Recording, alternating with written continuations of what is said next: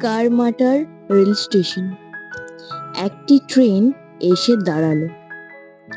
Train থেকে এক বাঙালি ডাক্তারবাবু নামলেন।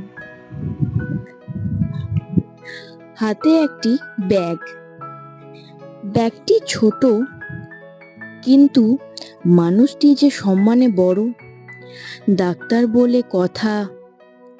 নিজের হাতে ব্যাগ বইতে হয়তো তার লজ্জা বোধ হয়, তাই তিনি কুলি কুলি বলে চিৎকার শুরু করে দিলেন।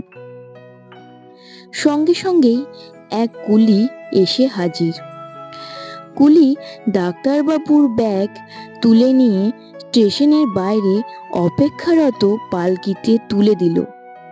তারপর সে চলে যেতে উদ্যত হলো। ডাক্তারবাবু উদার মনোভাবের মানুষ, তাই তিনি কুলিকে ডেকে তার হাতে পয়সা দিতে গেলেন পারিশ্রমিক হিসাবে। কিন্তু কুলি বলল, পয়সা লাগবে না। কেন? আপনি ব্যাগটি নিয়ে বিপদে পড়েছিলেন, তাই একটু সাহায্য করলাম মাত্র। আমার নাম ঈশ্বরচন্দ্র শর্মা। নাম শুনে ডাক্তারবাবু চমকে উঠলেন।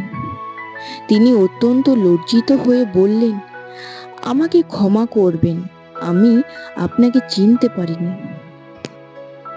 কুলি বলল, তাতে আর কি হয়েছে?